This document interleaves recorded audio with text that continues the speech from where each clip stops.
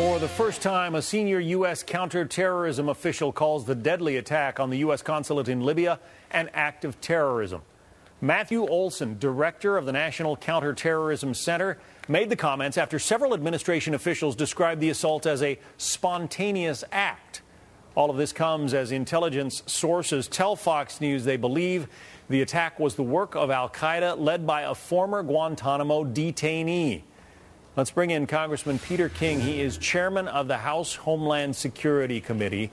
The administration stuck so long with the notion that this attack that killed our ambassador and 3 other people came on 9/11 and apparently did not involve a whole lot of, street outrage. It was pretty much a directed attack on our embassy. They called it just a spontaneous protest. Why, if it was in fact a terror attack, why mask it for so long? Sean, this was absolutely irresponsible by the administration to have the UN ambassador going on national television on 4 or 5 national shows insisting that this was not a terrorist attack when, at the very least, they had to know at that time that there were terrorist elements involved. And to do that makes, first of all, it sends a sign of weakness to our enemies. It sends a confusing signal to our allies. The only rationale for it, and it's inexcusable, is that the Obama administration wants us to think the war against terrorism is over, that the president's policies have worked, and we have nothing to worry about from al-Qaeda. That is dangerous, it's irresponsible, and it was wrong. And I commend Matt Olson for saying what he did yesterday at the Senate Homeland Security hearing. Well, and now there is word that this Sufyan Ben Kumu, the possible leader of this attack, is a guy that we had in American custody at Guantanamo Bay and released him. We did, and we also knew for the last several years. In fact, I had testimony before my committee about a year and a half ago about his activities in eastern Libya, how active he was, and we knew that al-Qaeda is in that area. We knew that al-Qaeda affiliates such as Ansar al-Sharia are in that area. We knew there are a number of al-Qaeda militias in that area, and for the administration to ignore all that and to say that this was all because of a showing of a pornographic video about Muhammad, it was really disgraceful. Now, if they believed what they're saying at the time, then that's even worse. That means they're totally incompetent. I think they were attempting to use this for political purposes to show that the administration is on top of the war on terrorism, and really, in effect, al-Qaeda has been defeated. In either event, they acted wrong, irresponsibly, and it can do damage to our policy by encouraging our enemies and confusing our allies. Just breaking from the Reuters news wires as we've been speaking, Congressman, is word from the White House. The White House now says it is self-evident that the Benghazi violence was a terror attack. Our Bill Hemmer was speaking with Ben LaBolt, the press spokesman for the president's campaign, not the White House, but for the campaign, asked him earlier whether the president would be addressing this, I guess, controversy, these confusing statements. Here's what Ben LaBolt said to Bill Hemmer. Well, again, the director of the National Counterterrorism Center yesterday, a career national security official, shared with the American people the information that we have about this situation. I understand that, but at this time, we're not going to engage in speculation like Governor Romney tends to do. Everybody watching this knows that President Obama is the commander-in-chief.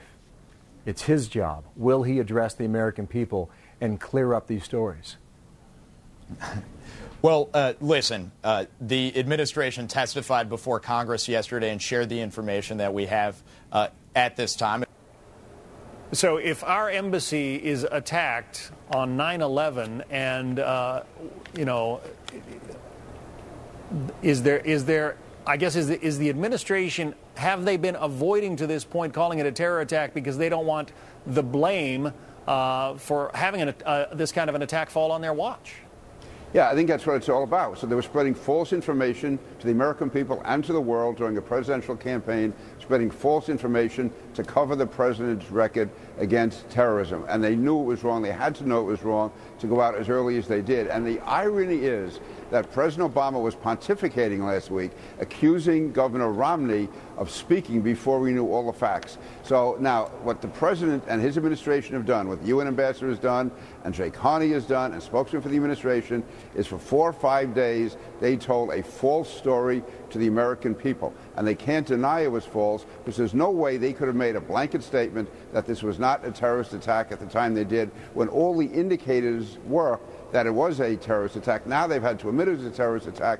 This is a dark day for the administration. They handle this terribly. And again, if it hurts them, it helps them politically, is almost off to the side. What is significant is, in such a dangerous part of the world, the administration showed that either it didn't know what it was talking about, or was intentionally misleading the American people and the world, and that is bad news. That is the wrong thing to do when we have a deadly enemy like al-Qaeda. A quick question about the blind sheikh, Omar Abdel Rahman. You and a number of other Republicans wrote the administration saying you had heard that it was possible he was being considered for release to Egyptian authorities. This guy convicted in connection with the first terror attack on the World Trade Center. The White House says it's never been under consideration.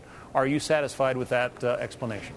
No, I'm not. I was told, members of my staff were told by senior people in federal law enforcement that this is being considered. We don't know if it is or not. We were told, though, by people we have reason to believe that it was. That's why we contacted the administration, and we've gotten, if not been, unequivocal answers.